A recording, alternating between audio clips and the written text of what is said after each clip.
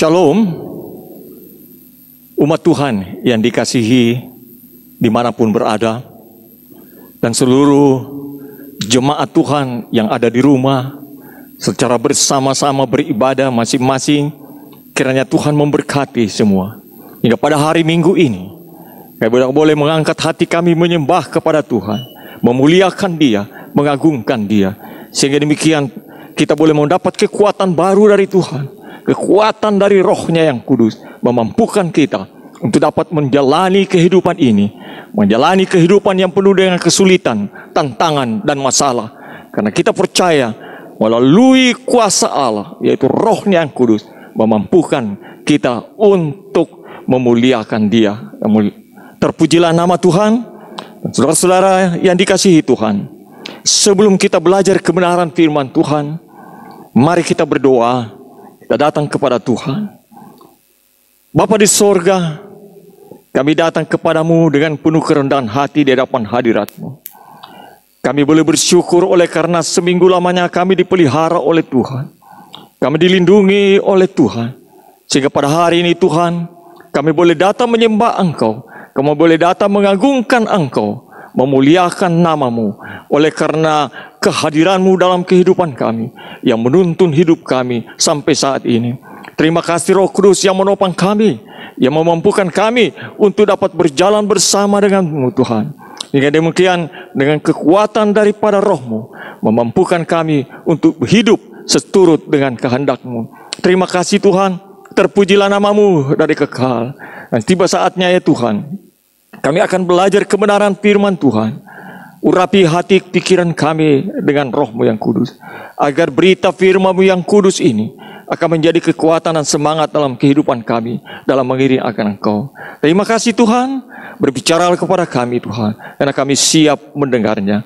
Di dalam nama Yesus, hamba berdoa. Haleluya. Amin. Saudara-saudara umat Tuhan dan jemaat Tuhan yang ada di rumah atau dimanapun berada. Hari ini kita belajar kebenaran firman Tuhan tentang dampak pencurahan Roh Kudus bagi jemaat Tuhan. Nah, ini sangat penting bagi gereja Tuhan. Ini sangat penting bagi jemaat Tuhan untuk dapat bertumbuh hanya melalui kekuatan Roh Allah, yaitu Roh Kudus. Apa dampak pencurahan Roh Kudus bagi jemaat Tuhan?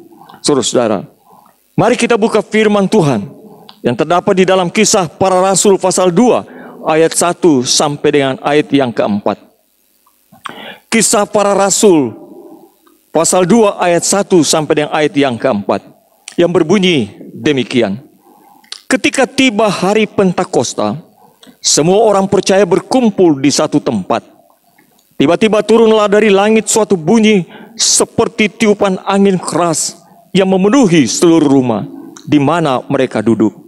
Dan tampaklah kepada mereka lidah-lidah seperti nyala api yang bertebaran dan hinggap pada mereka masing-masing. Maka penuhlah mereka dengan Roh Kudus. Lalu mereka mulai berkata-kata dalam bahasa-bahasa lain seperti yang diberikan oleh Roh itu kepada mereka untuk mengatakannya. Saudara-saudara, jemaat yang dikasihi Tuhan. Peristiwa dalam Kisah Para Rasul pasal 2 ayat 1 sampai 4 ini memberikan gambaran pada kita tentang peristiwa Pentakosta, di mana banyak orang dipenuhi oleh Roh Kudus pada saat itu. Ketika kejadian pencurahan Roh Kudus tersebut, ada banyak muncul pertanyaan-pertanyaan. Apakah dampaknya hari Pentakosta bagi kehidupan kita sebagai orang percaya? Atau apakah dampaknya pencurahan Roh Kudus bagi setiap orang-orang yang percaya? Firman Tuhan di dalam Kisah Para Rasul 1 ayat 8 mengatakan, tetapi kamu akan menerima kuasa kalau Roh Kudus turun ke atas kamu, dan kamu akan menjadi saksiku di Yerusalem dan seluruh Yudea dan Samaria dan sampai ke ujung bumi. Ayat ini merupakan ayat kunci dari kitab ini, yang berarti bahwa kepenuhan Roh Kudus adalah juga kepenuhan kuasa Allah. Kepenuhan Roh Kudus itu sama dengan baptisan Roh Kudus, atau sama dengan kepenuhan kuasa Allah. Jadi kepenuhan Roh Kudus atau baptisan Roh Kudus memiliki satu tujuan utama untuk memberi kuasa kepada setiap orang percaya untuk menjadi saksi bagi Kristus, atau untuk menjadi pemberita Injil Kristus kepada umat yang belum kenal dan percaya kepada Tuhan Yesus sebagai Tuhan dan Juru Selamatnya. Sehingga melalui pemberitaan Injil Kristus, banyak orang boleh percaya kepada Tuhan Yesus Kristus. Banyak orang yang hilang dapat dimenangkan kembali. Banyak orang yang terbelenggu dengan dosa dapat dilepaskan atau dibebaskan. Banyak orang yang tersesat dapat kembali kepada jalan yang benar. Saudara-saudara, jemaat yang dikasihi Tuhan, setelah orang-orang menerima Yesus sebagai Tuhan dan Juru Selamatnya, mereka akan dipenuhi dengan kuasa Roh Kudus, atau menerima kuasa dari Allah yang Maha Tinggi, sehingga melalui kepenuhan Roh Allah ada pembaharuan terjadi, ada pemulihan terjadi, ada perubahan terjadi di dalam sikap hidup dan setiap orang yang dipenuhi oleh Roh Kudus. Di dalam Titus 3 pasal 5. Jadi kepenuhan Roh Kudus itu juga memampukan setiap orang percaya dan memberikan keberanian untuk membawa berita kesukaan atau berita keselamatan bagi setiap orang yang masih sedang dalam bergelimangan dosa. Untuk itu, saudara-saudara, setiap orang yang telah menerima baptisan dan kepenuhan Roh Kudus sudah seharusnya memberikan hidupnya kepada Tuhan Yesus agar hidupnya memberi dampak bagi orang lain. Saudara-saudara yang ada di rumah yang dikasihi Tuhan, apa tanda-tanda seseorang dipenuhi dengan Roh Kudus? Ini yang sering pertanyaan yang muncul di mana-mana, saudara-saudara, di dalam gereja Tuhan. Apa tanda-tanda seseorang dipenuhi dengan Roh Kudus? Apakah orang itu pintar, ahli, dan lain-lain itu sudah dipenuhi Roh Kudus? Tidak, saudara-saudara. Kepenuhan Roh Kudus terjadi kalau kita dipenuhi oleh karakter Kristus. Jadi tanda-tanda seorang dipenuhi Roh Kudus yang pertama adalah kepenuhan karakter Kristus. Apa itu karakter Kristus, saudara-saudara? Karakter Kristus sudah menjadi karakter setiap orang percaya kepada Yesus. Karakter itulah yang menjadi kekuatan di dalam kehidupan setiap orang percaya. Artinya, saudara-saudara, karakter Kristus itu adalah menjadi milik kita. Dan itu menjadi karakter kita sebagai orang percaya. Dengan kata lain, saudara-saudara, bahwa setiap orang yang percaya kepada Yesus sebagai Tuhan dan Juru Selamatnya, dia akan dipenuhi kuasa Roh Allah, dia akan dipenuhi karakter Kristus dalam hidupnya, yaitu memiliki 9 buah roh di dalam hidup. Itulah karakter Kristus, 9 buah roh. Di Galatia 5 pasal 22, pasal 5 ayat 22 dan 23. Apa itu karakter Kristus? 9 buah roh itu adalah, pertama, kasih. Apakah kita sudah memiliki kasih sebagai orang yang percaya? Kalau kita belum memiliki kasih, kita belum memenuhi kepenuhan karakter Kristus. Sukacita. Apakah dalam menghadapi suatu sulit pun kita tetap bersukacita? Ada damai sejahtera dalam rumah tangga kita, dalam kehidupan kita. Ada kesabaran yang selalu muncul. Walaupun kita didesak dengan masalah-masalah, tetap kita sabar menghadapinya. Ada kemurahan di dalam hidup setiap orang percaya. Melihat orang-orang susah, kita memiliki kemurahan untuk menolong mereka. Ada kebaikan yang harus nampak dari kehidupan kita. Ada kesetiaan kita di dalam kehidupan kita. Setia kepada Tuhan, setia melayani, setia bagi keluarga. Dan ada kelemah lembutan yang muncul dari kehidupan kita. Inilah karakter Tuhan. Karakter Tuhan Yesus ada lemah lembut. Menghadapi orang mungkin menyinggung perasaan kita, kita tetap lemah lembut menghadapinya. Dan yang terakhir, yang ke-9 adalah penguasaan diri. Inilah kunci dari 9 buah roh.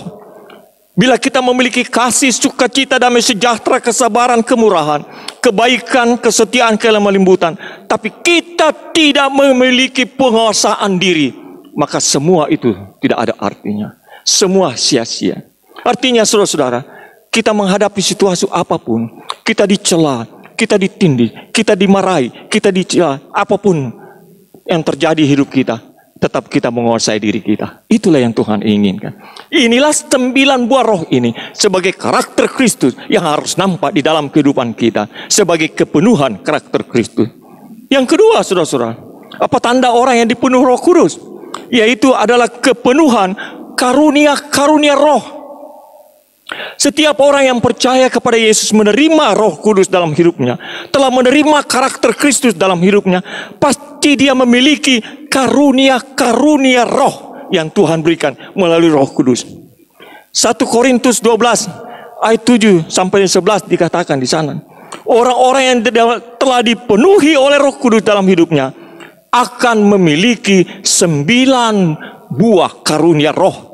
Jadi 9 buah roh adalah karakter Kristus. Tapi karunia roh ada juga 9 karunia roh sebagai ekspresi daripada buah-buah roh itu. Apa itu buah karunia roh? Yang pertama, saudara-saudara, karunia berkata-kata dengan hikmat. Mari kita buka. Pertama Korintus.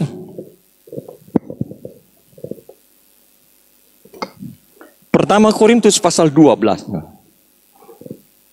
Ayat 7 sampai dengan ayat yang ke-11. Tetapi kepada tiap-tiap orang dikaruniakan pernyataan roh untuk kepentingan bersama. Sebab kepada yang seorang roh memberikan karunia untuk berkata-kata dengan hikmat. Saudara-saudara, karunia roh yang pertama bagi setiap orang percaya yang dipenuhi Roh Kudus adalah karunia berkata-kata dengan hikmat. Mengeluarkan perkataan yang penuh dengan kuasa dan hikmat. Kemudian berikutnya, saudara-saudara, dan kepada yang lain roh yang sama memberikan karunia berkata-kata dengan pengetahuan. Jadi bukan kita asal berkata, tetapi harus berkata dengan segala kemampuan, pengetahuan yang Tuhan beri. Yang berikutnya, kepada yang seorang roh yang sama memberikan iman. Tuhan memberikan iman, keyakinan, kepercayaan yang kuat bagi setiap orang yang sudah dipenuhi dengan Roh Kudus. Yang berikutnya, saudara-saudara, dan kepada yang lain ia memberikan karunia untuk menyembuhkan. Karunia inilah yang banyak digunakan sekarang, bagi setiap orang yang dipenuhi roh. Diberi kuasa untuk menolong orang, membawa orang dalam kesembuhan. Kemudian, kepada yang seorang roh memberikan kuasa untuk mengadakan mujizat. Di mana-mana saudara-saudara terjadi mujizat Tuhan oleh karena kepenuhan kuasa roh Allah. Kemudian saudara-saudara, dan kepada yang lain lagi yang memberikan karunia untuk membedakan macam-macam roh. Dan sebelumnya adalah dia memberikan untuk bernubuat. Jadi orang-orang yang dipenuhi roh melakukan tugas tanggung jawabnya untuk dapat berkata-kata tentang firman Tuhan, bernubuat tentang firman Tuhan. Kemudian karunia untuk membedakan macam-macam roh. Dan kemudian dikatakan situ karunia untuk berkata-kata dengan bahasa roh. Dan karunia untuk terakhir untuk menafsirkan bahasa roh. Jadi saudara-saudara yang dikatakan, inilah 9 karunia roh yang dimiliki oleh orang-orang yang sudah dipenuhi dengan Roh Kristus di dalam hidupnya. Yang ketiga, saudara-saudara, apa tanda-tanda orang yang dipenuhi Roh Kudus? Orang yang telah dipenuhi Roh Kudus, ia akan hidup di dalam Roh Kudus atau hidup di dalam kekudusan. Artinya, saudara-saudara, tidak lagi hidup dalam sifat keduniawian atau tidak lagi melakukan keinginan-keinginan dunia ini atau keinginan daging. Karena orang yang hidup dalam kekudusan Tuhan akan dipimpin oleh Roh Kudus berjalan di dalam terang Tuhan dan tidak akan lagi berjalan di dalam kegelapan dunia ini. Jadi saudara jemaat yang dikasihi Tuhan, inilah tanda-tanda seseorang yang telah dipenuhi dengan Roh yang kudus. Tanda yang pertama tadi adalah kepenuhan karakter Kristus, yaitu memiliki 9 buah roh di dalam hidupnya. Kemudian kepenuhan karunia-karunia roh, memiliki 9 karunia roh dalam hidupnya. Dan yang ketiga, hidup di dalam kekudusan. Jemaat yang dikasihi Tuhan, satu pertanyaan bagi kita sebagai orang percaya. Dampak atau pengaruh apa yang terjadi dalam hidup kita ketika hidup kita telah dipenuhi Roh Kudus? Apakah seseorang yang sudah dipenuhi Roh Kudus memiliki dampak, memiliki pengaruh di dalam hidupnya, saudara-saudara? Apa dampak dan pengaruh yang terjadi dalam kehidupan setiap orang percaya yang sudah dipenuhi dengan Roh Kudus?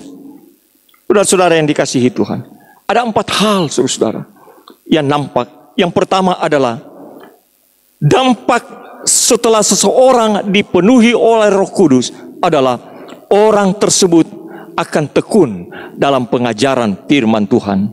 Kisah Para Rasul pasal 2 ayat 42 bagian A.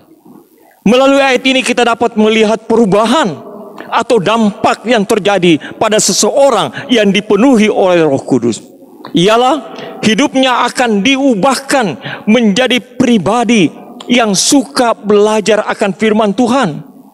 Menjadi pribadi yang suka merenungkan akan firman Tuhan. Kalau seseorang tidak pernah mau belajar firman Tuhan, seseorang tidak mau merenungkan firman Tuhan, berarti orang ini belum dipenuhi dengan kuasa roh.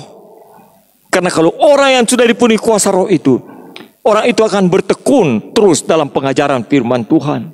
Yang kedua, saudara, dampak setelah seseorang dipenuhi oleh Roh Kudus adalah orang tersebut senang menabur kebaikan atau berbagi kepada sesama manusia. Kisah Para Rasul 4 ayat 34 sampai 35.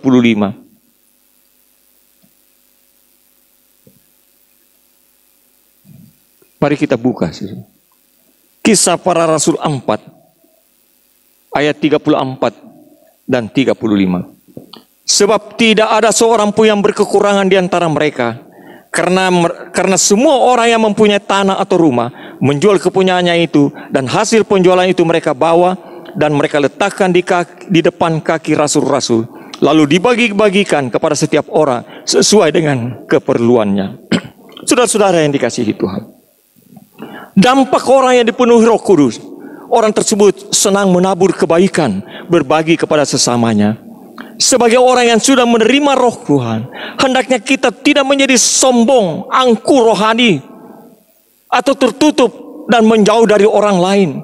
Tetapi justru kita menjadi pribadi yang senang berbagi kepada orang lain dan bersatu dengan orang lain, saudara-saudara. Itulah yang Tuhan inginkan sebagai orang-orang yang telah dipenuhi dengan Roh Allah.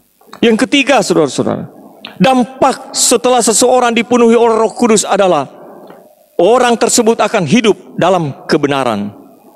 Yohanes pasal 16 ayat 13. Yohanes 16 ayat 13, saudara. Tetapi apabila ia datang, yaitu Roh kebenaran, ia akan memimpin kamu ke dalam seluruh kebenaran, sebab ia tidak akan berkata-kata dari dirinya sendiri, tetapi segala sesuatu yang darinya itulah akan dikatakannya, dan ia akan memberitakan kepadamu hal-hal yang akan datang. Jadi saudara-saudara yang dikasihi itu, orang yang hidup dipenuhi dengan Roh Kudus adalah orang yang hidup dalam kebenaran Allah. Tidak lagi hidup di dalam dosa, tidak lagi hidup dalam kedagingan, saudara-saudara. Mengapa?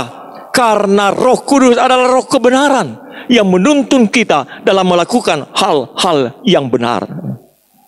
Yang keempat, saudara-saudara, dampak setelah seseorang dipenuhi oleh Roh Kudus adalah orang tersebut menjadi berani menampakkan dirinya, berani atau menampilkan iman percayanya kepada semua orang. Jadi saudara-saudara, sebagai orang yang sudah menerima kuasa Roh Kudus, kita harus membuktikan iman kita bahwa kita telah mengalami perubahan, pembaruan hidup, dari orang jahat menjadi orang yang baik, dari orang yang tidak benar menjadi orang benar, dan kemudian kita hidup dalam kebenaran dan kekudusan, sehingga hidup kita boleh menjadi berkat bagi orang lain. Saudara-saudara yang dikasihi Tuhan, inilah tandanya, dampak, bukti seseorang yang dipenuhi oleh Roh Kudus. Saudara yang dikasihi Tuhan yang ada di rumah, jika kita berkata bahwa kita penuh dengan Roh Kudus, tetapi masih ada perbuatan daging dalam hidup kita, atau kita masih hidup dalam sifat-sifat keduniawian, itu artinya saudara-saudara, kita belum dipenuhi oleh Roh Kudus. Jadi setiap orang yang masih hidup dalam keduniawian, masih hidup dengan sifat-sifat kedagingan, keinginan dunia ini, itu berarti kita belum dipenuhi oleh Roh Kudus. Oleh sebab itu saudara-saudara, mari datang kepada Yesus, tinggalkan semua kedagingan itu dan menyerahkan diri untuk diubah oleh Roh Kudus, agar hidup kita bisa menampakkan karakter Kristus kepada dunia ini. Dan itu akan memberi pengaruh yang besar bahwa hidup kita sudah diubah oleh Roh Kudus, sehingga menjadi orang-orang yang memiliki dampak yang baru kepada orang lain, agar orang lain dapat mengalami pembaruan hidup, orang lain dapat mengalami perubahan hidup oleh Roh Kudus melalui kehidupan kita. Saudara-saudara yang dikasihi yang ada di rumah, mari kita lihat apa dampak pencurahan Roh Kudus bagi gereja dan pelayanan pekerjaan Tuhan. Kita juga dapat melihat ada dampak besar yang terjadi bagi gereja Tuhan, bagi pelayanan-pelayanan di dalam gereja Tuhan, tak kala ada pencurahan Roh Kudus, tak kala setiap orang percaya mengalami pencurahan Roh Kudus di dalam kehidupannya.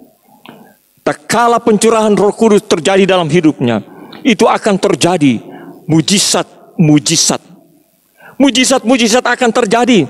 Kisah Para Rasul 5 ayat 12 sampai 16 dikatakan di sana, orang sakit disembuhkan, dapat mengusir setan-setan, menyembuhkan orang yang diganggu oleh roh jahat, pertobatan secara besar-besaran di kalangan rakyat, pemulihan hidup jemaat Tuhan. Nah, ini yang terjadi mujizat ini saudara-saudara, tatkala orang dipenuhi dengan kuasa Roh Kudus.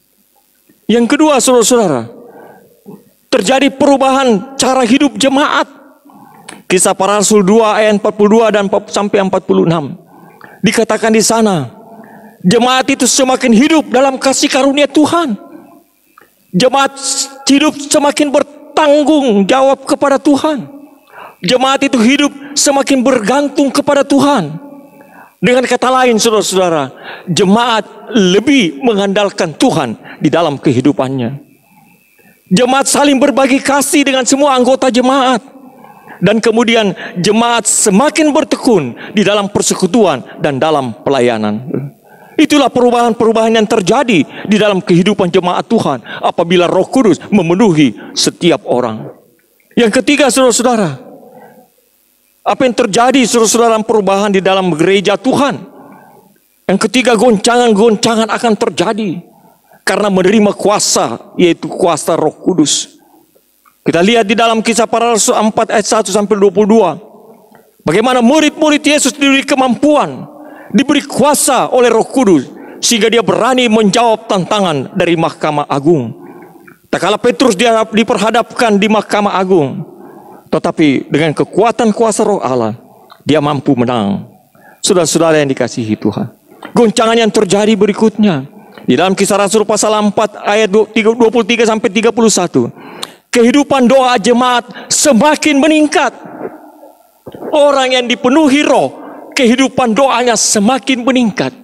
Jadi kalau kita lemah dan tidak punya semangat untuk berdoa, introspeksi diri kita. Apakah roh itu ada di dalam hidup kita? Apakah roh itu sudah membangun hidup kita? Karena apabila roh ada di dalam kehidupan setiap orang percaya, maka kehidupan doa jemaat semakin meningkat. Sehingga mereka semua akan memiliki kuasa Allah. Saudara yang kesayang, yang keempat saudara-saudara, apa yang terjadi kalau orang mau dipenuhi dengan kudus di dalam gereja Tuhan?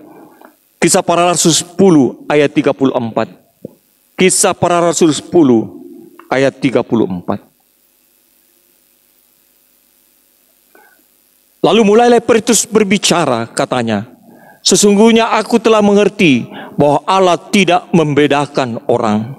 Saudara-saudara yang dikasihi Tuhan, yang keempat adalah perubahan-perubahan paradigma berpikir jemaat berubah. Dulunya tidak saling mengasihi, sekarang dia saling mengasihi. Dulunya tidak pernah saling menopang, sekarang saling menopang. Dulunya tidak pernah bersatu, sekarang bersatu. Mereka sekarang hidup saling menopang, tidak membeda-bedakan satu dengan lain. Milik seseorang menjadi milik bersama. Jadi saudara-saudara, ada terjadi perubahan paradigma berpikir jemaat pada saat itu. Demikianlah saudara-saudara yang dikasihi Tuhan. Bila Roh Kudus memenuhi setiap orang percaya, maka akan terjadi perubahan besar di dalam jemaat Tuhan. Ada kebangunan rohani yang dahsyat akan terjadi. Ada pertumbuhan iman dan kasih dalam kehidupan jemaat. Saudara-saudara yang dikasihi, itulah yang terjadi apabila orang dipenuhi dengan Roh Kudus. Kehidupan jemaat itu berubah. Gereja itu semakin bertumbuh dan maju. Saudara-saudara yang dikasihi Tuhan, ingat saudara-saudara, Roma pasal 8 ayat 9. Firman Tuhan berkata di dalam Roma pasal 8. Tetapi kamu tidak hidup dalam daging, melainkan dalam roh. Jika memang roh Allah diam di dalam kamu. Tetapi jika orang tidak memiliki roh Kristus, ia bukan milik Kristus. Ingat saudara-saudara firman Tuhan ini. Jika kita tidak memiliki roh Kristus, yaitu roh yang kudus, di dalam hidup kita, maka kita bukan milik Kristus. Kalau kita bukan milik Kristus, apa yang terjadi dalam kehidupan kita? Kita akan hidup dengan dunia ini. Kita akan melakukan perkara-perkara dunia ini. Akhirnya kita terjerumus dan hanyut, kemudian tenggelam. Saudara-saudara yang dikasihi Tuhan, jika seseorang tidak memiliki roh Kristus, dia bukan milik Kristus. Pertanyaannya bagi kita, apakah saudara sudah menjadi milik Kristus? Kalau saudara menjadi milik Kristus, berarti saudara sudah memiliki roh Kristus dalam hidupmu, yaitu Roh Kudus. Kalau saudara belum memiliki roh Kristus dalam hidupmu, yaitu Roh Kudus, maka mulai sekarang bertobatlah, datang kepada Tuhan. Oleh sebab itu 1 Korintus 6 ayat 19 katakan, kuduskanlah tubuhmu dari segala dosa, dari segala kejahatan, dan dari keinginan-keinginan daging. Maka Roh Kudus akan diam di dalam tubuh dan kehidupan kita. Karena 1 Korintus 6 ayat 19 berkatakan bahwa tubuh kita adalah bait suci. Tubuh kita adalah bait Allah. Tubuh kita adalah bait Roh Kudus. Bagaimana dengan kehidupan dosa dalam kehidupan kita? Oleh sebab itu Tuhan mau kita kuduskan hidup kita. Jauhkan diri kita dari segala kejahatan, keinginan-keinginan daging. Maka Roh Kudus akan bekerja dalam kehidupan kita. Dia akan membangun iman kita, membangun rohani kita, dan membangun kehidupan kita.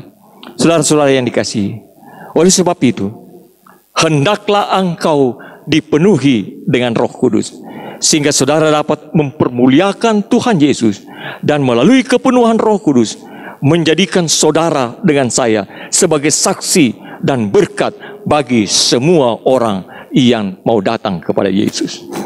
Saudara-saudara, kiranya firman Tuhan ini akan memberikan kita pembaharuan di dalam kehidupan kita. Kiranya firman Tuhan ini akan mengadakan perbaikan-perbaikan di dalam kehidupan kita. Perubahan-perubahan dan pembaharuan di dalam hidup kita. Supaya saudara-saudara, kita semakin hari semakin hidup dipenuhi roh. Berjalan di dalam roh dan dipimpin oleh roh. Sehingga kehidupan kita memiliki dampak bagi orang-orang yang ada di luar. Dampak yang baik bagi orang-orang yang belum kenal akan Tuhan. Kiranya Tuhan memberkati saudara. Amin. Mari kita berdoa. Bapa di sorga, kami datang dengan penuh kerendahan hati di hadapan-Mu. Menyerahkan diri kami ya Tuhan. Jikalau kami belum memiliki roh Kristus dalam kehidupan kami, kami tidak bisa berbuat apa-apa ya Tuhan. Kami tidak memiliki kuasa daripada-Mu ya Tuhan, untuk melakukan hal-hal yang benar di hadapan-Mu. kebanyakan hal-hal yang tidak benar yang kami lakukan. Oleh sebab itu ampuni kami Tuhan.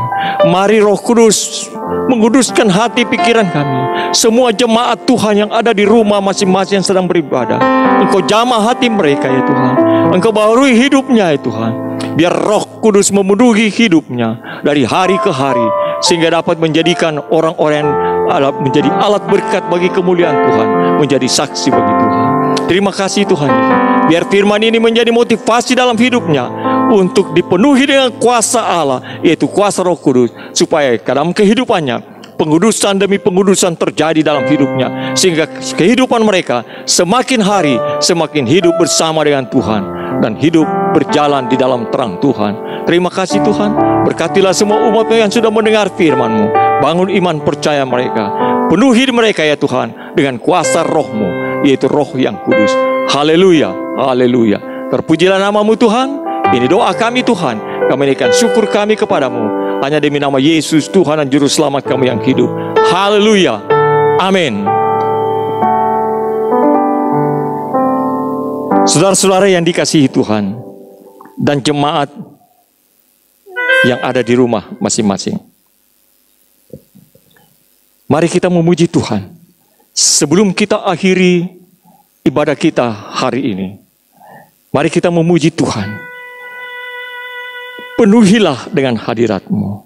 Bila hadirat Tuhan memenuhi setiap pribadi, supaya kepenuhan hadirat, yaitu Roh yang kudus, akan membangun iman dan pengharapan kita untuk masa akan datang. Kita memuji Tuhan dari nyanyian Kemenangan Iman nomor 301. Penuhilah.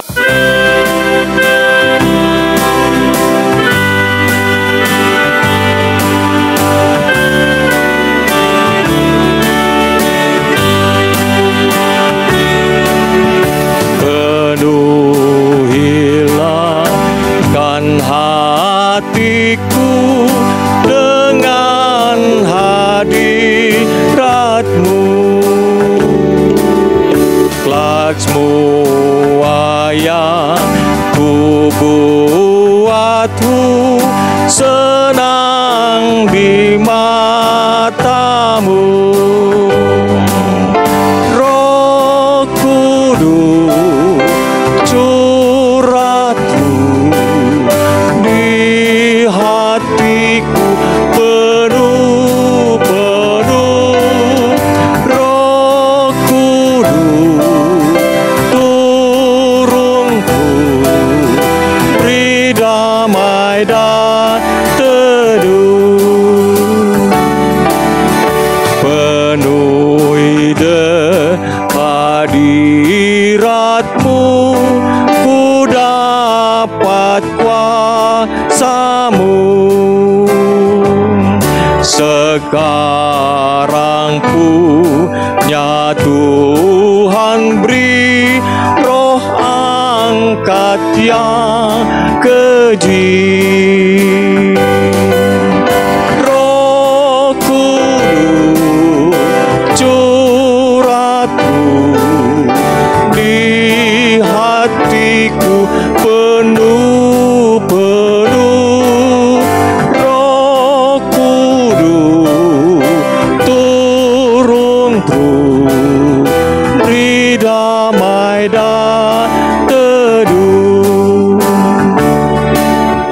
Napi hidupku ku taruhkan di atas merba-Mu.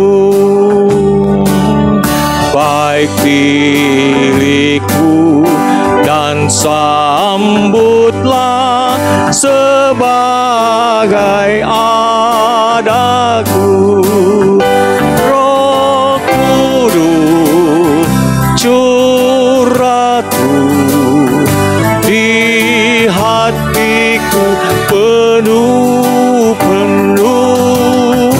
Roh Kudus turun-Ku, beri damai dan teduh. Dekat Yesus ku nantilah aliran menabung. Oh darahmu ya penebus, kerjakan selamatku. Roh Kudus curahku di hatiku penuh-penuh. Roh Kudus turunku, beri damai dan teduh. Roh Kudus curah di hatiku penuh-penuh. Roh Kudus turunku, beri damai dan teduh. Haleluya, puji Tuhan. Haleluya. Orang yang sudah dipenuhi roh, ada damai sejahtera di dalam kehidupan. Saudara-saudara yang dikasihi Tuhan, jemaat yang di rumah masing-masing, mari kita akhiri dengan doa ibadat kita pada hari ini. Kita datang kepada Tuhan, kita menyerahkan diri kita kepada Tuhan, supaya kita boleh dipenuhi dengan rohnya, dan menerima berkat-berkat Tuhan di dalam kehidupan kita. Mari kita berdoa. Kami naikkan syukur ya Tuhan, oleh karena hari ini kami boleh beribadah menyembah akan Engkau. Kami boleh meninggikan akan Engkau ya Tuhan. Dan kami sudah diberkati oleh kebenaran firman. Kami sudah berkati dalam penyembahan pujian kami ya Tuhan. Terima kasih Bapa. Dan saatnya ya Tuhan, kami akan tinggalkan tempat ini. Kami percaya Tuhan akan memberkati semua jemaat Tuhan. Tuhan akan memberkati kehidupan mereka, memberkati di pekerjaan mereka. Tuhan akan memberkati di usaha mereka. Tuhan memberkati di keluarga mereka. Sehingga semua umat Tuhan, setiap anak-anak Tuhan yang ada di rumah masing-masing, di dalam keluarga masing-masing, makin hari semakin hidup di dalam roh. Supaya berjalan di dalam roh Tuhan, dipimpin oleh roh. Sedemikian ya Tuhan, kehidupan mereka menjadi kehidupan yang berdampak bagi orang lain. Terpujilah nama-Mu. Terima kasih Tuhan. Kami akan mengakhiri ibadah ini. Kiranya berkat Allah turun memenuhi seluruh kehidupan umat Allah. Semua anak-anak Tuhan, semua orang jemaat Tuhan yang sedang beribadah Tuhan. Kiranya berkat Tuhan turun ke atas mereka.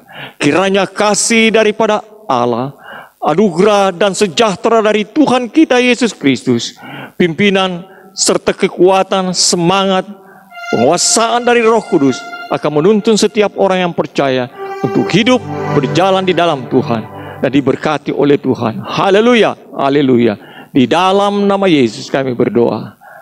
Amin.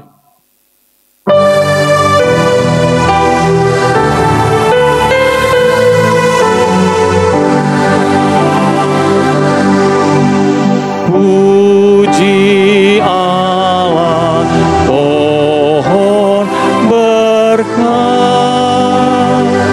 Puji Dia segenap bumi. Di surga pun memuji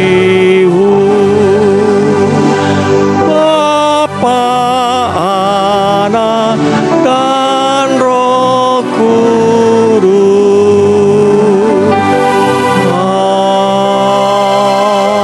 Amin. Haleluya. Tuhan memberkati semua umat Tuhan. Selamat hari Minggu. Tuhan memberkati. Selamat beraktivitas dalam minggu ini. Kiranya Tuhan tetap menyertai dan melindungi semua jemaat. Haleluya. Perlu kami sampaikan bahwa jangan lupa minggu depan seperti biasa ibadah tetap berjalan di rumah masing-masing. Kiranya saudara-saudara mempersiapkan diri dalam setiap ibadah untuk memuliakan Tuhan. Terpujilah nama Tuhan. Haleluya. Amin.